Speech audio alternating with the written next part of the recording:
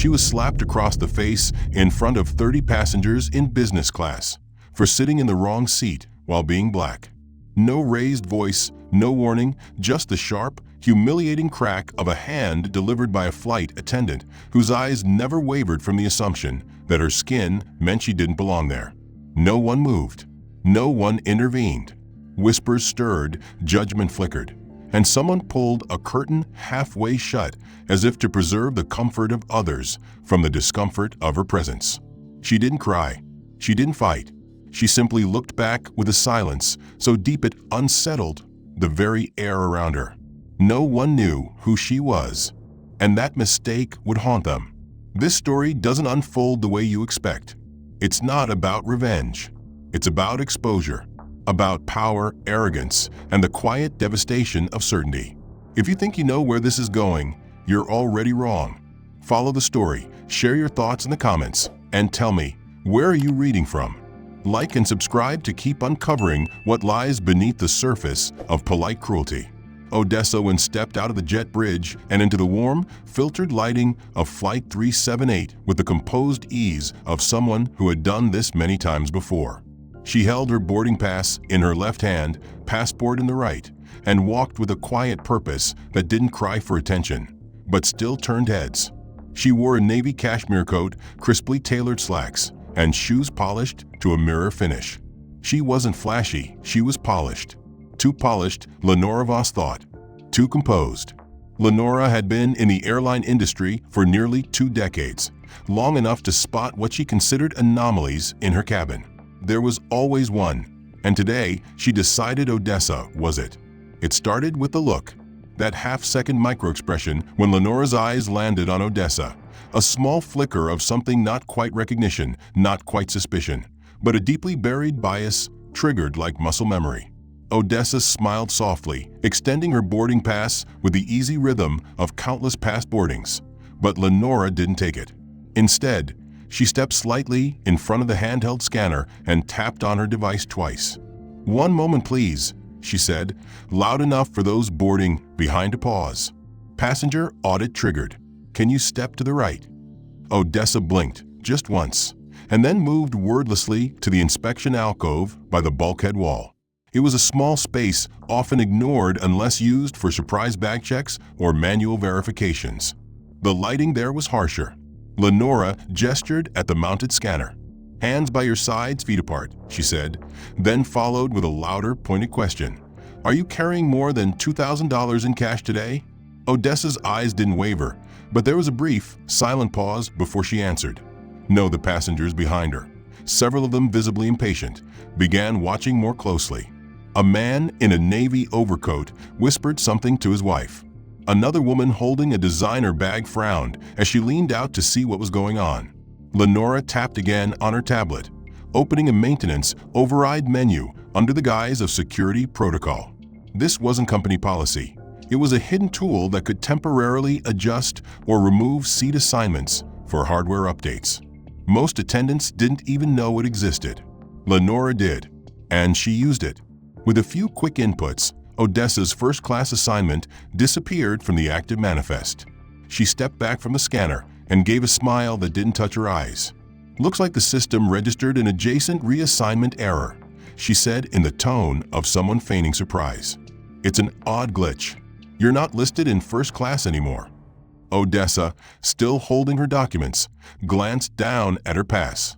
Lenora didn't offer to take it or verify. She already knew what it would say. The damage was done digitally. "We'll seat you temporarily in the main cabin," Lenora continued. "We'll sort it out once everyone's boarded." She gestured with her free hand toward the economy section. Odessa didn't speak. Her expression didn't change. She turned, walked toward the aisle, and past the rows of first-class seats, rows she had planned to occupy. One man, sipping a pre-departure scotch, looked up and gave a slight headshake.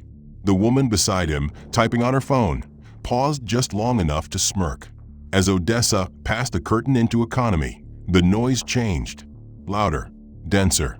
The scent of reheated food and old fabric replaced the lavender oil and citrus of first class. She moved without haste to the rear cabin, finally arriving at row 31. Her assigned seat, Seat E, sat between two worn chairs, one with gum under the armrest, and the other still damp from a poorly wiped spill. She sat down, placed her bag beneath the seat ahead, and folded her coat over her lap. The air vent above her hissed weakly. A flickering fluorescent bulb above her seat stuttered out a dull, uneven glow. Lenora returned to the front of the plane. She greeted the next batch of passengers with mechanical cheer, collecting boarding passes and directing them to their seats. When a white-haired couple stepped forward with seats in the same row Odessa had claimed, she accepted their passes without hesitation. "Welcome," she said smoothly. "Glad to have you in first." The man gave a quick glance at the empty seat beside him, then shrugged off his jacket. Lenora tucked Odessa's erased seat away into the void, a ghost record in the system. She hadn't even needed to raise her voice. She hadn't insulted anyone directly. Her coat was now folded into a makeshift cushion against the side wall, her only buffer against the cracked plastic and the narrow window that offered nothing but cloud and sky she couldn't enjoy. The seat's recliner mechanism had jammed midway back and creaked with every breath she took. Above her, the air vent whistled without direction, sending a stale draft down her neck. The tray table in front of her was sticky. Her knees touched it even when closed. Still, she said nothing. She kept her posture composed, though her spine had begun to ache. The man to her right grunted in his sleep, his arm drifting over the shared armrest. The woman on the left had a bright red cockatoo in a travel sling against her chest that occasionally screamed like a whistle tearing through cloth. The bird's sudden cry startled the baby in the row behind them, launching a chain reaction of upset toddlers and sighing adults. Odessa didn't move. She didn't react. She simply endured. In first class, Lenora Wacth was retelling the story of Odessa's boarding to another flight attendant, this one younger, newer, eager to fit in. Her name was Kyla, and her expression walked a line between concern and curiosity. Lenora leaned on the counter in the galley, swirling a spoon slowly in her tea. "It's always the quiet ones who try to game the system," she said. "You can tell when they walk in like they belong. That's the real giveaway." Kyla asked if she'd confirmed the glitch in the manifest. Lenora waved a hand. Confirmed enough. She didn't push back. That says a lot. Kyla nodded slowly, but said nothing else. Lenora interpreted her silence as agreement, not discomfort, and turned back toward the cabin. Odessa's silence had not gone unnoticed. A teenage boy across the aisle had begun to observe her with vague interest, his earbuds dangling loose as he watched her posture remain still despite the chaos around her. The bird screamed again, and the woman cradling it cooed back, as if that were normal. The boy leaned slightly toward his mother and whispered something. The mother glanced at Odessa and offered a small, forced smile, then quickly looked away. 10 minutes passed, then 20. No refreshments, no service, no recognition. When the cart finally rolled past, Kyla at the helm, Odessa looked up. Their eyes met.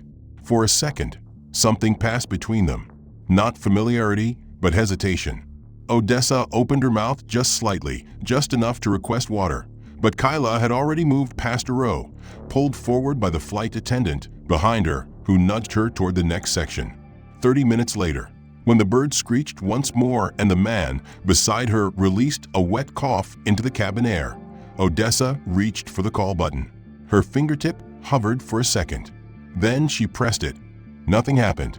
She waited, watching the tiny orange light blink against the overhead panel. 5 minutes passed. The light went dark. No one came. She pressed it again. This time, it didn't respond at all. A system's override had shut it off. Back in first class, Lenora had flagged Odessa's row using the internal note section, citing possible seat duplication monitor for unnecessary requests. This was code, a quiet flag for the team to ignore non-urgent calls from that row unless physically summoned. Lenora had used it before. She had grown used to the minor power it gave her, the authority to redirect resources and reshape experience without ever needing to say a word that could be traced. There were no slurs, no explicit denials, only policies, systems, mistakes, misalignments. all with just enough ambiguity to escape complaint. That was her craft. And today, Odessa was her project. The bird in the sling shifted again, rustling against Odessa's arm. The woman beside her noticed and asked if she minded. Odessa answered softly that she was fine. The woman turned back to her crossword puzzle. A few rows forward, a businessman snapped his fingers at Kyla for a refill on his ginger ale. She poured it swiftly and moved on. When Odessa stood to stretch, easing the stiffness in her back, the man beside her muttered something about people always getting up just when he found a comfortable spot. She said nothing. The aisle was narrow. She walked to the rear lavatory, waited behind two others, then stepped inside. The light above the mirror flickered in dull spasms. She looked at her reflection. Her lipstick was still perfect. Her blouse remained pressed despite the tension in her shoulders. But something in her eyes had dimmed. When she returned, the seat had grown colder. Kyla appeared near the front of the cabin briefly, looked down the aisle, saw her returning, and ducked back behind the curtain. Lenora stood near the beverage prep station, sharing a joke with the captain about in-flight etiquette and the difference between real travelers and the rest. She used the word drifters and laughed. Kyla didn't, but she didn't speak either. Odessa placed her coat back over her lap and returned to stillness. She didn't press the call button again. She didn't reach for the entertainment screen that wouldn't work anyway. She didn't lean against the window that showed her nothing but light above the clouds. She folded her hands in her lap and waited, not for water, not for help, but for the storm inside her to settle enough to think. It hadn't yet. Her hands were still. Her eyes blinked slowly. The bird screamed once more. Odessa remained motionless, though her muscles ached from the prolonged restraint. Her coat, once immaculately folded across her lap, now clung to her like armor. She pressed her knees together, feet angled neatly beneath her seat, spine aligned despite the broken recliner. She stared at the faint reflection of her face in the cabin window. In it, she saw control, a practiced stillness that had nothing to do with peace. Up front, Lenora Wacth hadn't let her attention wander far. After assigning Odessa to row 29 and making sure her override couldn't be reversed until landing, she took personal satisfaction in the silence that followed. Her experience taught her to measure resistance by tone, posture, and escalation. Odessa had shown none of the three, but there was something disquieting about that calm. Not passive, not compliant, just composed. Lenora didn't like it. She wanted disruption, discomfort, a sign that Odessa was affected, that she felt small, that she felt less. Her absence of reaction felt like defiance in disguise. Lenora flagged Kyla, the youngest member of the cabin crew, and gestured her closer to the galley. The girl was always trying too hard, always second-guessing herself, which made her ideal for this. Lenora leaned in and lowered her voice just enough to sound confidential, without drawing suspicion. "The passenger in 29B," she said, "looks cold. Grab a hoodie from the storage bin. One of the branded ones. Large size, just in case." Kyla blinked once, confused. "It's warm in the back, isn't it?" she asked. Lenora smiled tightly. "It's not about the temperature. It's about the optics. Just take it to her." Quietly. Kyla hesitated, then nodded, disappearing into the storage cabinet behind the galley curtain. The hoodie she pulled was bright red, emblazoned with the Airline silver logo across the chest. It was a size XL, meant more for overnight delays than in-flight comfort, and had been stored improperly, its fibers absorbing the scent of nearby meal kits. Garlic, gravy, something sharp and stale. Kyla brought it back to Lenora, who gave it a perfunctory shake, then handed it back. "Make sure she knows it's complimentary," she said. "Tell her we're looking out for her." The tone, the phrasing, the weight, it wasn't concern. It was theater. Kyla made her way to row 29, carrying the bundled hoodie in both hands. Odessa noticed her approach but didn't move. When Kyla reached her seat, she bent slightly, lowering her voice. "Ma'am, we thought you might want this, just in case the cabin gets colder." Odessa looked at her, not harshly, not kindly, just long enough for Kyla to fidget beneath her gaze. She didn't take the hoodie. She didn't refuse it either. She let it sit on her lap, as if dropped there without invitation. Kyla gave a tight smile and walked away. The smell hit Odessa immediately. She could tell it had been pulled from the bottom of a supply bin.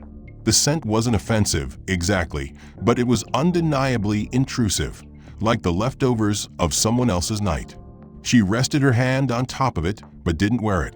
The message had been sent. She understood. 10 minutes later, the cabin lights dimmed. Not for nightfall, but for ambience. In first class, mood lighting shifted to a soft golden hue, bathing passengers in gentle luxury. In economy, the lights simply dropped to functional levels. As the quiet settled, Lenora picked up the intercom handset and pressed the switch with a theatrical calm. Her voice, smooth and neutral, filled the cabin. Ladies and gentlemen, as a gentle reminder, we ask all guests traveling internationally to be mindful of their appearance. Proper attire enhances your comfort and the experience of those around you. If you need additional items such as blankets or hoodies, please contact your cabin crew. The message sounded polite, almost helpful, but the tone carried something beneath it. A directed jab masked as policy. Several passengers turned to glance around.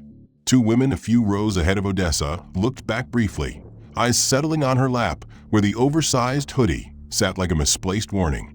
The teenage boy from across the aisle snorted quietly, nudging his friend. One muttered something that sounded like dress code for coach, and both chuckled. Odessa didn't move. The pressure behind her sternum remained quiet but constant. Up front, Lenora replaced the handset and resumed pouring wine for a couple seated near the window. They didn't hear the announcement. They didn't need to. Her audience was behind the curtain, seated between the over-perfumed and the under-respected. Lenora sipped from her own water glass and felt a thin thread of satisfaction pull tight beneath her skin. Kyla returned to the galley and hesitated near the service drawer. She didn't say anything at first. Lenora pretended not to notice. "You deliver the hoodie?" she asked finally, without turning. Kyla nodded. She didn't say anything. Lenora smiled. "Of course not. They never do when they know." Kyla frowned slightly. "Know what?" Lenora's answer came without pause. "That they don't belong here." The words weren't loud, but they were clear. Back in 29B, Odessa slowly unfolded the hoodie. She didn't lift it to wear, didn't smell it again, didn't check the tag. She folded it once, twice, and laid it neatly under her feet. The rubber soles of her shoes pressed into the cotton quietly. A silent refusal. Not anger, not retaliation, just principle. A minute passed, then another. The woman beside her adjusted the bird's harness, glancing sideways. She didn't speak. The man on her other side coughed again and tugged his seatbelt. Odessa remained composed. Her stillness spoke for her, not because she wanted it to, but because it was the only language she'd been allowed. As the plane hummed above the Pacific, the cabin began to settle into that middle-state rhythm of long-haul flights. Half-asleep faces, flickering screens, the occasional rustle of pages and coughs echoing over the drone of engines. But en route 29B, time crawled slowly, marked not by comfort, but by every small discomfort stacked one on top of the next. Kyla had not returned. The cart service had not yet reached her row, and Lenora, far from finished, had begun to devise her next maneuver. She had seen the hoodie folded beneath Odessa's feet. The message had been received, and now Lenora wanted a response that wasn't silence. She wanted a break, a crack, something that told her she still held power. In the forward galley, she retrieved a water bottle from the storage drawer, intentionally selecting one with a cap slightly loosened from earlier turbulence. She tested it gently in her palm, confirming that a simple tilt would be enough. Then she pulled a stack of cocktail napkins from the cleanup bin, not the new ones, but the ones previously pulled from a half-drenched drawer beside the sanitization sprayer. The faint smell of alcohol, industrial soap, and someone's leftover lipstick still clung to the thin paper edges. Lenora smoothed the top one and tucked it neatly under her thumb. The beverage cart rolled slowly through the aisle, each click of its wheels growing louder as it approached. Odessa sat still. Her tray table remained closed, hands folded in her lap, posture unchanged from an hour before. When Lenora arrived at her row, she gave a practiced smile and asked if she would like anything to drink. Odessa responded evenly with a request for water. No ice. Lenora nodded, opened the storage drawer, pulled out the already loosened bottle, and passed it toward Odessa in a single fluid movement, tilted just enough that the cap slipped loose mid-handoff, releasing a sudden, narrow stream of lukewarm water that poured directly into Odessa's lap. The splash hit hard, soaking through her slacks with immediate discomfort. It was not a simple spill. It was targeted, calculated to feel like an accident while ensuring maximum effect. A few gasps came from nearby passengers, more from surprise than concern. Odessa looked down slowly, her expression unchanged, though the coldness seeped quickly through the fabric and into her skin. Lenora gave a quick, almost cheerful apology. Her voice lifted in mock concern as she reached beneath the cart and retrieved the crumpled napkins. She handed them to Odessa without a second thought, pressing the damp paper into her palm with a kind of forced sympathy that barely masked the satisfaction in her eyes. Odessa took the napkins wordlessly. The scent hit her immediately, sharp sanitizer, faint perfume, something vaguely metallic. They had been used for something else, possibly someone else. She didn't bring them to her lap. She didn't blot the water. She simply rested her hand over the soaked fabric and held the napkins tightly in her fist, as if absorbing them through pressure alone. Lenora moved on to the next row with the same practiced ease, offering juices and ginger ale to the family behind Odessa, without missing a beat. The mother accepted a cup for her toddler. The father asked for tonic water. Life moved forward, just not for Odessa. 40 minutes passed. The coldness had long since stopped being physical. It was psychological now, settling in like a weight she couldn't shake.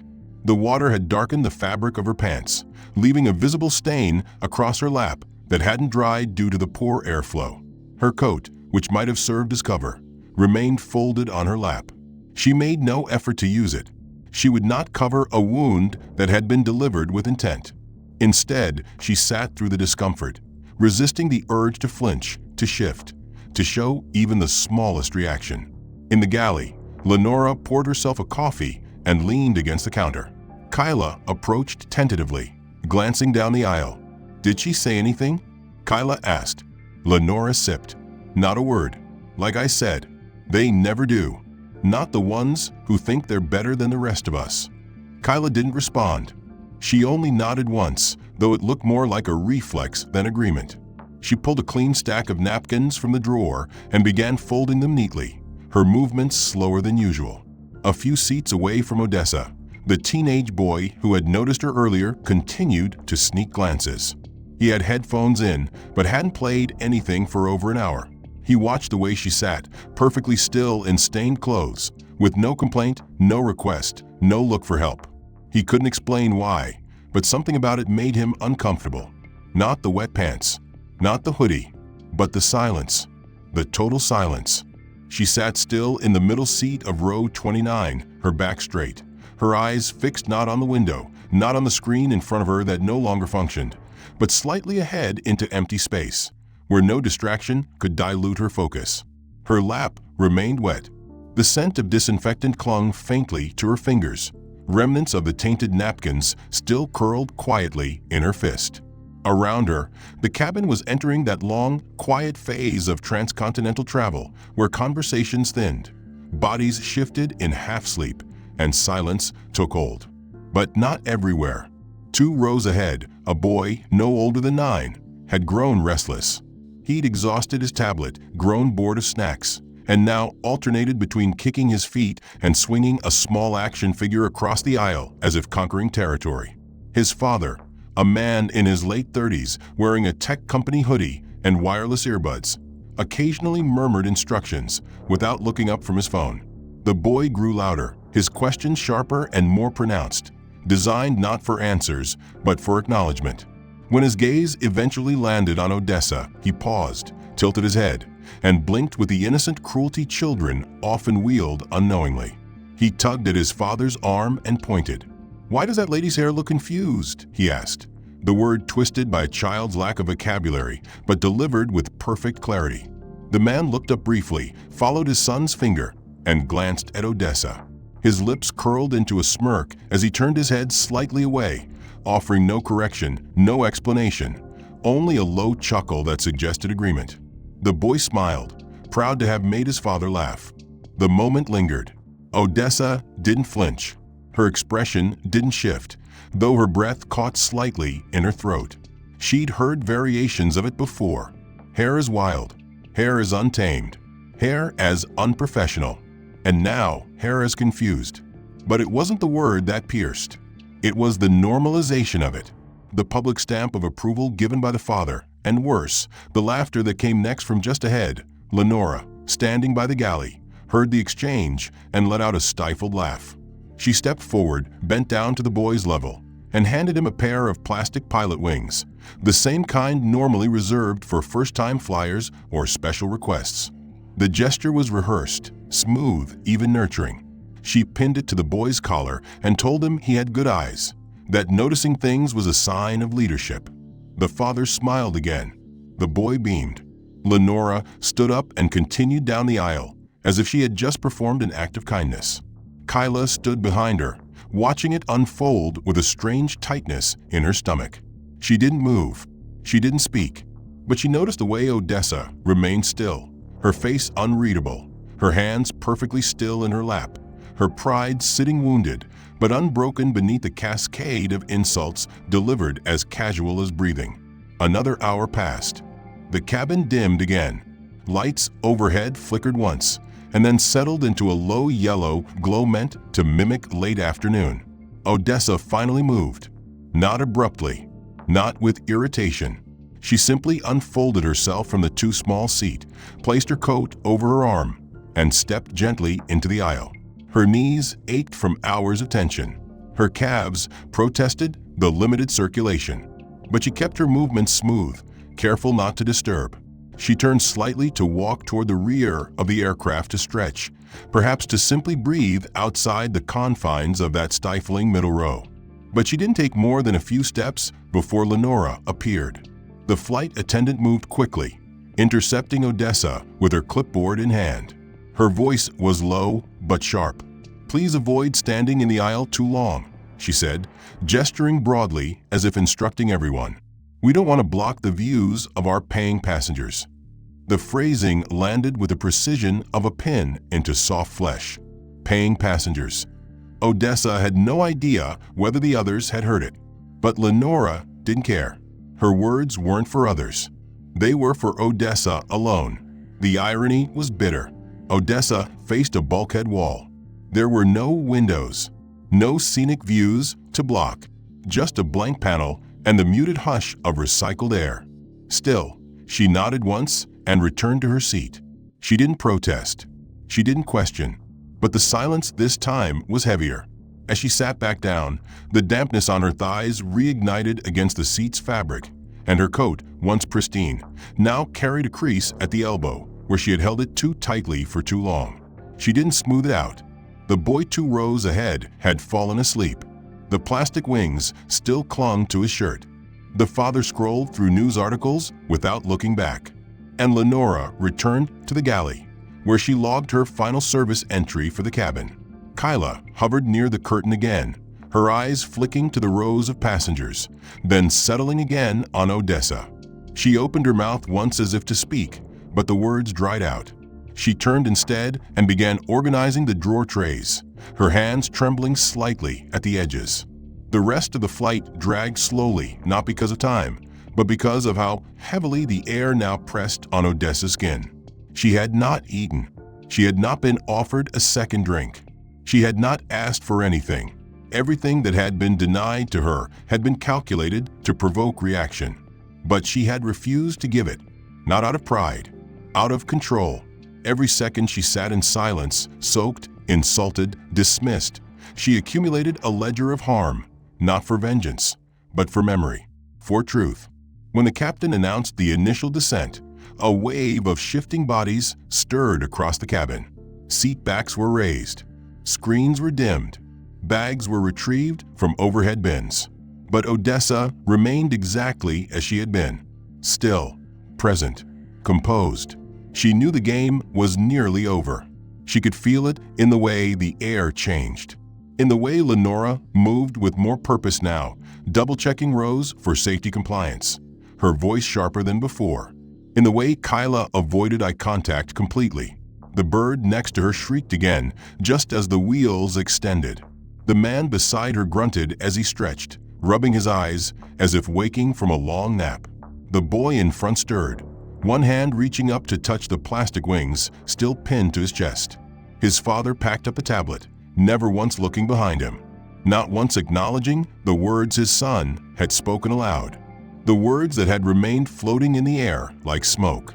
Her coat still draped over her lap, folded neatly with an edge worn flat where her thumb had pressed for hours.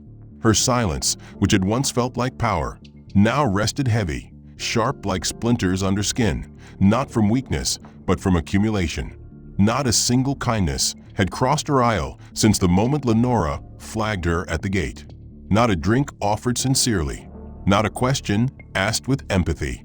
Not a glance without judgment or assumption. She had become invisible in all the ways that mattered, and hypervisible in all the ones that hurt. As the plane dipped lower into coastal cloud cover, a white slip of paper slid across her tray table. It wasn't handed to her directly. Kyla had simply moved through the aisle like a delivery drone, placing papers without eye contact. Most passengers received the standard blue and white customs declaration form neatly folded. Odessa's, however, bore a streak of red at the top, a stamp that read secondary inspection required. She blinked at it, slowly. The marking was not random. These forms did not come stamped. She looked up, but Kyla was already 2 rows ahead, bending to collect trash with mechanical motions. Odessa reached for the paper. It was slightly curled, the ink freshly dried, as though someone had stamped it just moments before handing it over. She didn't need to ask who. Lenora, standing near the galley curtain with her arms crossed loosely, pretended to scroll through the cabin manifest. Her eyes darted once briefly toward Odessa's row, but she made no move to explain or amend. She didn't need to. The message had landed. Secondary inspection, a form of delay, a suggestion of irregularity, a silent accusation draped in red ink that ensured a longer wait, a separate line, a question of credibility to be answered under fluorescent lights after hours of dehumanization at 30,000 feet. The weight of it sat heavier than the soaked slacks ever had. Odessa did not react. She folded the form, placed it neatly into her coat pocket, and resumed her previous stillness. But something in her had shifted. The silence had held. Until now, the plane leveled again briefly, preparing for final descent. The air pressure adjusted. The cabin lights dimmed automatically, as was standard for landing. Odessa leaned her head gently against the seat back, eyes half closed, body exhausted from the stillness it had been forced to maintain. Just as her breathing slowed, the first real moment of rest edging into her muscles, the lights burst to full brightness. The transition was instant, searing. The overhead fixtures glared white across the cabin, waking children, confusing adults, prompting hands to shield eyes. Passengers blinked, irritated. A few groaned. Odessa sat bolt upright, the flash of light snapping her from the edge of sleep into alertness. The man beside her muttered something unintelligible. The woman with the bird clutched the sling tighter, shielding its eyes. Kyla looked up from the back of the cabin, startled. Lenora's voice followed over the intercom, casual and clinical. Apologies for the abrupt lighting adjustment. Routine equipment check ahead of international landing protocol. Please remain seated as we complete the process. The explanation rang hollow. There was no such protocol, no such requirement. Odessa knew this. Kyla knew this. Half the flight crew probably knew this. But the passengers didn't. To them, it was just another announcement, another line of procedure in the long string of invisible logistics that governed air travel. To Odessa, it was a weapon, small, surgical, designed to remove the last comfort she might have claimed. The brightness pressed against her like an interrogation lamp. She didn't shift. Her eyes didn't close again. Rest was no longer possible. Her hands rested on her coat, fingers splayed slightly, as if bracing. She had not eaten in over 8 hours. She had not had more than a third of a bottle of water. She had not used the restroom since her quiet trip halfway through the flight. Every basic human comfort had been denied, and still she had not risen, had not raised her voice, had not reported, had not resisted. Until now, her silence had served as both defense and endurance. But in that light, with a red-stamped form in her pocket and the final humiliations stacking atop the previous 6 hours like bricks in a wall, Odessa began to shift her posture, not in body, but in presence. The decision formed not in words, but in awareness. The moment was no longer simply about survival. It was about consequence. Lenora moved to the front of the cabin and performed a last check of the overhead compartments, smiling at couples, nodding at businessmen, ignoring Odessa entirely. She didn't check row 29. She didn't offer a farewell glance. She believed the moment had passed, that the impact had landed, that the hierarchy she protected had been affirmed.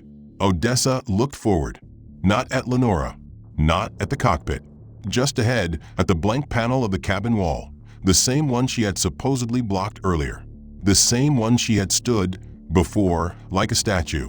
The brightness of the lights still glared overhead. They had not dimmed again. Her pupils adjusted, her spine straightened, her jaw set. She reached into her coat not for the customs form, but for something else. A phone, small, silver, not turned on, just held, cradled. She offered smiles, light words of farewell, and subtle nods of validation. Her gaze occasionally flicked to the rear, but not once did it rest on Odessa Wynne. She had already written her off, her work done, her game complete. She believed the stain had been left, the silence had been secured. The image of a passenger stripped of privilege was now permanent. But the woman in row 29B was not broken. She was focused. Odessa stood only after most of the cabin had cleared. She moved slowly, deliberately, carrying nothing but her coat draped neatly over one arm and her customs form folded in her hand. Her clothes bore the evidence of what she'd endured: the creased coat, the faint water stain across her thigh, the absence of rest in her posture. But her face had shifted. There was no tightness in her brow, no fatigue in her eyes. There was only clarity. She stepped into the terminal not as a passenger, but as something far more resolute. The immigration lines branched in 3 directions: standard, expedited for frequent travelers, and diplomatic. Odessa moved into the standard line without hesitation, standing behind a woman with 2 restless toddlers and ahead of a man in a sports jacket juggling 2 phones. Her presence didn't stand out. She didn't need it to. Across the hall, Lenora moved alongside a pair of first-class passengers toward the express lane. One of them made a quiet joke about getting through before the flood, and Lenora laughed obligingly. She had already begun planning her layover coffee, already imagining how she'd recount the story of the difficult woman in 29B to her colleagues. It would be a joke, a warning, a tiny piece of oral history in the culture of control she believed she maintained. In the standard line, Odessa waited. The line advanced slowly.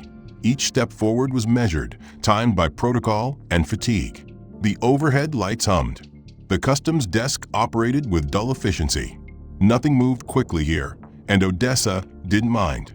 Her turn came without drama. The officer at her station was in his early 30s, pressed uniform, precise mannerisms, and a thin trace of boredom in his voice as he reached for her customs form.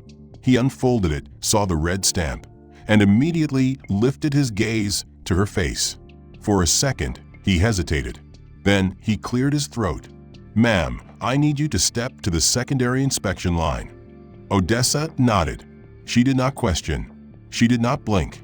She reached into her coat pocket and withdrew a small, hard ID case. The exterior was black, unmarked. She opened it slowly and revealed an embossed credential. The surface gleamed slightly under the fluorescent light. It bore a federal seal, not just a government department, but a higher tier. The clearance was unmistakable. The card had no public designation, no name printed boldly for others to see, just an insignia that required no explanation for those who mattered. And the moment the officer saw it, his spine straightened. His voice faltered. I apologize. Please hold one moment." He turned, walked swiftly to his supervisor, and whispered something while showing the card. The supervisor didn't ask questions. He turned his own monitor, keyed in a code, and immediately nodded. The officer returned. His face had changed completely. No longer cautious, no longer bored. He stood taller. He stepped from around the desk and gestured with open hands. "Ms. Wynn, we're deeply sorry. You're cleared. Right this way." Odessa didn't smile. She didn't thank him. She simply nodded once, retrieved her credential, and moved past the security barrier into a different section of the terminal. One unmarked, one no one else was allowed to use. She disappeared without a trace. But the movement did not go unnoticed.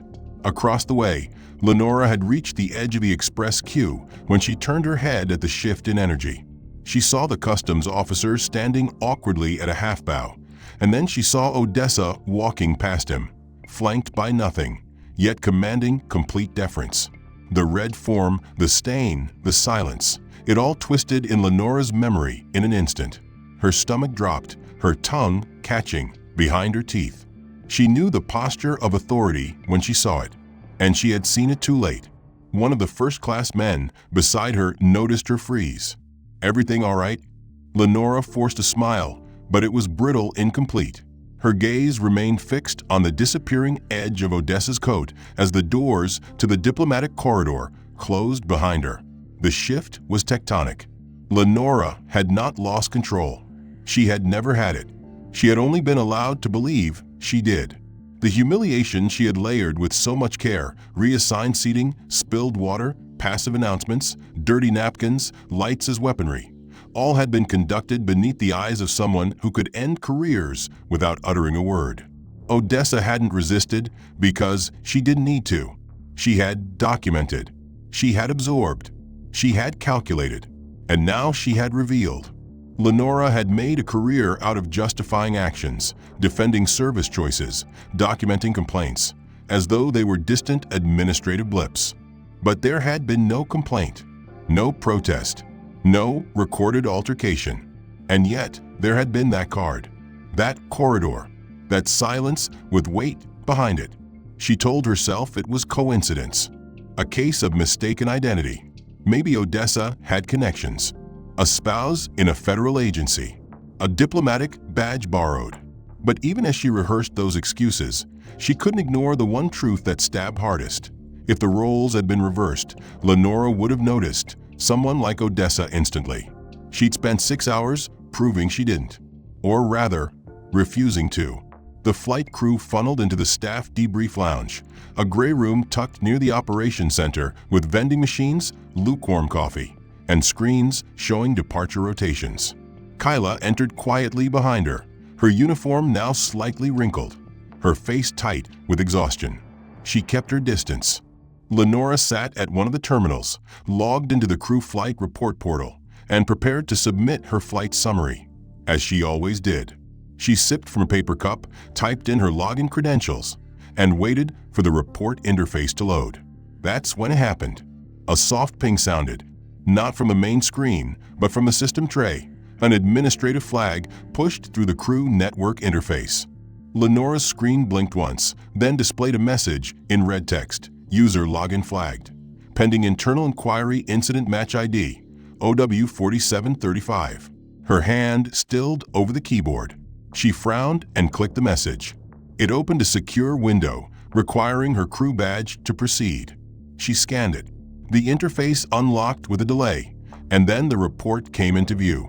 There was no warning paragraph, no context banner, just a digital report from the International Aviation Regulatory Authority. The IRA, not a division Lenora was used to hearing from, and an attached documentation file encrypted at level 4 clearance.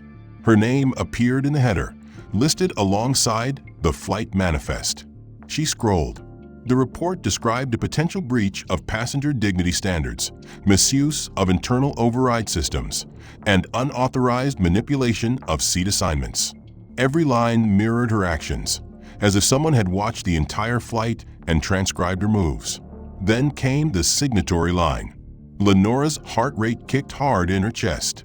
The name didn't just trigger fear. It snapped memory into place. Wynne wasn't just a surname. It was a legacy in aviation oversight. One of the board advisors for federal aviation review panels had once been a Wynne, a figure who shaped standards, audited airlines under secret contracts, and held authority to flag crews, strip certifications, even reroute commercial licenses. The report didn't spell it out, but it didn't need to. This hadn't been an accident. This wasn't a misunderstanding. This had been a test. A live, unspoken audit. Lenora clicked frantically through the portal, hoping to find a way to view the report scope. Instead, she found a note, brief, clinical, and devastating. Subject under review. Interactions recorded. Behavior archived. She swallowed. Her fingers hovered above the keyboard, then dropped. The lounge felt colder. A few feet away, Kyla leaned against the vending machine, pretending to look at the drink selection. But her eyes drifted to Lenora. Her face didn't say anything. It didn't need to. She'd seen the way Lenora moved through that flight. She'd heard the coded phrases, the laughter at the boy's comment, the instructions to ignore the call button. And now she was watching as Lenora finally realized she wasn't untouchable. Another message blinked onto her screen, automated this time. Notice, flight crew members assigned to 378. DC will be subject to performance audit within 72 hours. Interviews mandatory. Presence required. Her stomach sank further. She tried to tell herself it was procedural, just another layer of paperwork. But she knew better. This was a reckoning, and it had her name on it. 3 officials waited behind a long glass desk. All wore the insignia of the International Aviation Regulatory Authority, crisp and unassuming, their expressions unreadable. The lighting was clinical, unforgiving. A digital panel on the far wall displayed only one reference code: Flight 378, DC, Internal Conduct Review. Lenora Voss entered without being prompted. Her uniform was immaculate, hair pinned precisely, makeup minimal. But no detail about her appearance could mask the unease riding high in her chest. She took the seat at the center of the room, placing her badge on the table as instructed. The middle official, a woman with silver hair and sharp, clear eyes, addressed her by name and asked if she was aware of the purpose of the meeting. Lenora nodded once, though her voice remained silent. She didn't know the full extent of what was about to be said, but she understood what it meant. The review began not with accusations, but with a series of recorded statements, timestamps, cabin logs, crew manifest data. A projected screen to her right displayed snapshots, small but precise, of her actions aboard the flight. Each clip lasted no more than 10 seconds. The reassignment of Seat 1A to Zone D, the override command entered at gate dispatch, the audio of her public address suggesting attire expectations, her unsealed water handoff. Her voice came through clearly, even when soft, even when coded. Then came the passenger flag entry she tagged under a private note: Monitor for behavior. The panel let it play in sequence, no commentary offered. Lenora tried to explain. She leaned forward slightly, hands clasped, using all the confidence she'd honed over years of managing disruptive passengers and challenging flights. She told them the passenger had been uncooperative at check-in. She suggested the system error was real, not fabricated. She referenced policy, repeated words like standard procedure and risk-based assessments. But with every sentence, the panel's silence grew heavier. They weren't debating her. They were documenting her. One of them, a tall man with a military posture and a tablet in his hands, interrupted gently. He recited a statement. Recorded behavior indicates deliberate misuse of discretionary controls for personal bias enforcement. Subject was targeted through nonverbal, procedural, and indirect means. Result: humiliation, denial of service, and isolation not aligned with carrier or IRA protocols. Lenora's word stalled. The weight of that statement, especially how flatly it was read, scraped across her confidence like sandpaper. Her hands fidgeted now. She pressed her thumb against her index finger so tightly it turned white. The next section of the hearing introduced observational reports. Crew behavior logs included one from Kyla, marked voluntary. Lenora's heart clenched. She remembered the way Kyla had looked at her after the flight, the way she had stood by the vending machine without speaking. She had assumed Kyla would stay silent. She hadn't. Kyla's statement was read aloud, not shown on screen. It described everything, from the hoodie delivery and the odor it carried, to the deliberate omission of Odessa's call button responses. Kyla described how she'd seen the water bottle passed with an open cap, how she'd been instructed to monitor but not serve, and how she'd heard Lenora laugh when the boy insulted Odessa's hair. She said she hadn't understood the full picture until she saw the ID handed to the customs officer and the officer's reaction. Then, she said everything made sense, and she'd realized her silence had been complicity. The panel did not respond to Kyla's words directly. They simply entered the report into record. Lenora's eyes burned, not from tears, but from the pressure of knowing what was coming next, and how irreversible it had become.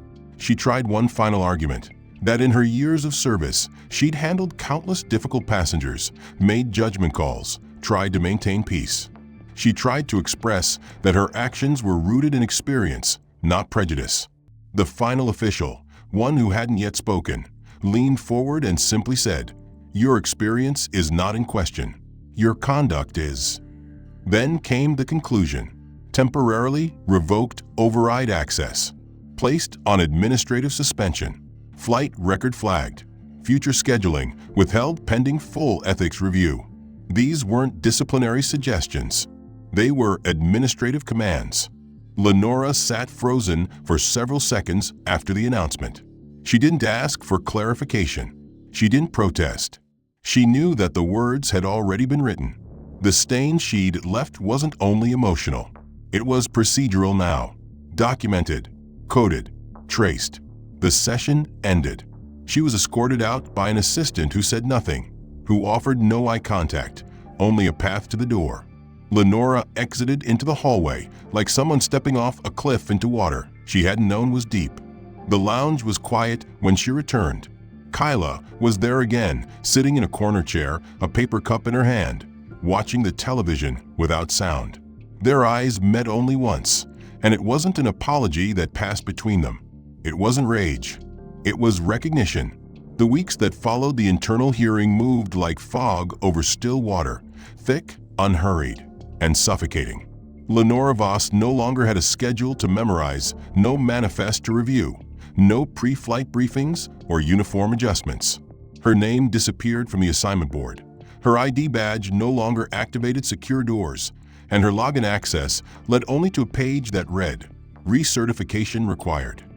The world she had navigated with such precision, the terminals, the jet bridges, the tidy authority of seat rows and service carts, became a foreign land she could only observe from the outside. For the first few days, she tried to maintain a routine, arriving early to the training annex for mandated courses, logging hours into simulation modules on bias recognition, cultural sensitivity, and ethical enforcement protocols. Each screen bore scripted scenarios that felt distant at first, hollow reminders of incidents she assumed had little to do with her. But each clip, each voiceover, each case study carried shadows of her own actions, phrases she had spoken, decisions she had made, all stripped of their context and laid bare for dissection. She watched herself without her name attached. It was more revealing than the inquiry had ever been. During the third week of training, she was handed a plain envelope by the administrator overseeing the curriculum. It was unmarked save for her first name written in elegant, looping cursive. No return address, no title, no logo. She opened it cautiously, half expecting a legal document or an administrative form overlooked. But inside was something altogether different. A handwritten note on thick cream paper, short, unassuming, the kind of note that didn't need to be long to carry weight. Lenora read it once, then again, and each time, the words hit harder. "Ms. Voss, I have no interest in watching someone lose what I've built my life trying to protect. I saw the way you looked at me, not with hatred, but with certainty. That's what wounds us more than the insults. The certainty that we do not belong. I won't seek punishment. I never did. But I hope you learn something worth more than your job. I hope you see someone different the next time you look at them. Because the next time, it might not be me. It might be someone who won't remain silent. It wasn't signed with a title. No agency, no authority seal, no reference to oversight. Just a single word at the bottom of the page. Odessa. Lenora's breath left her in one long, ragged exhale. She folded the letter carefully, held it in her lap, and stared at it for a full hour. Her hands trembled only once, not from guilt, not from fear, but from something she couldn't yet name. Maybe grief. Grief for who she had been. That night, she didn't sleep, not because of anxiety, but because the words echoed too loudly. She walked her apartment in long circuits, replaying every moment of the flight from gate to gate, the hoodie, the spill, the announcements, the quiet snubs dressed as policies. She remembered the way Odessa had sat with her coat folded, never once raising her voice, never once seeking to strike back. Not because she couldn't, but because she chose not to. That restraint had once made Lenora feel superior. Now it made her feel small. She completed the retraining 3 weeks later, passing the modules without ceremony. There was no congratulatory message, no applause, only a restored access badge and a notice that she would be placed on a probationary return roster. Her first assignment came a month after the hearing, a short domestic flight on a low-density route, no first class, no international customs, just a 90-minute hop between Denver and Boise. She accepted it without hesitation. On the morning of her return, she wore her uniform differently. No blazer, no accessories. Her name tag was affixed with care, but her posture had changed. She boarded the aircraft early, checked each seat herself, tested every call button twice, and asked her crew to double-stock the comfort kits, not because she expected trouble, but because she didn't want anyone to ask for something and be denied. She walked slowly through the cabin during boarding, not with authority, but with intention. Every face she passed became a person she saw, not a passenger she categorized. The plane filled quietly. She helped an older woman adjust her carry-on into the overhead bin. She kneeled beside a teenage boy whose tablet battery had died and offered to charge it near the galley. She noticed a young girl in the back row clutching a teddy bear with frayed ears and offered her a second blanket before the parents even asked. During the flight, she moved steadily, never rushing, never cutting corners. When someone asked for water, she delivered it sealed with a clean napkin. When someone asked for help with a seatbelt extender, she didn't whisper or make a note. She simply handed it over with a nod and walked away. When someone leaned toward the aisle too long, she waited, then gently tapped their shoulder, not with impatience, but with patience. And when a woman with tightly coiled hair tied beneath a bright scarf asked for tea, Lenora didn't blink. She didn't stare. She didn't calculate whether the scarf matched her seat class or whether the request had weight. She poured the tea, added honey, and brought it with both hands. After landing, she remained at the cabin door, saying goodbye not by habit, but by choice. She made eye contact. She meant every word. By the end of the week, she'd flown 4 more legs. Each one different, each one harder. Not because of the work, but because of what she carried now. The knowledge that every interaction could be a mirror she hadn't realized she was looking into. The realization that silence was never equal. That dignity, once cracked, rarely forgets where the fracture began. In time, her coworkers noticed. She no longer laughed at the offhand jokes. She no longer tolerated dismissive tones toward the quiet ones. She corrected missteps, not publicly, but with private clarity. When Kyla joined her again on a regional flight, they exchanged a simple nod. Nothing more, but it was a beginning. Lenora kept Odessa's letter folded in the back of her crew manual, not as a reminder of punishment, but as a compass, something to check before every flight, before every decision. The sky hadn't changed. The passengers hadn't changed. The routes, the schedules, the uniforms, all the same. But Lenora had. And that was enough. The end. If you've made it this far, thank you for reading. If you're finding the story gripping or meaningful, consider showing your support by liking or following. Every bit helps this kind of storytelling reach more readers. I'd also love to hear your thoughts. What did you think about the direction the plot took? Did any particular moment stand out to you? Which stage hit hardest? And where are you watching or reading from? Drop a comment and let me know. Your feedback helps shape what comes next.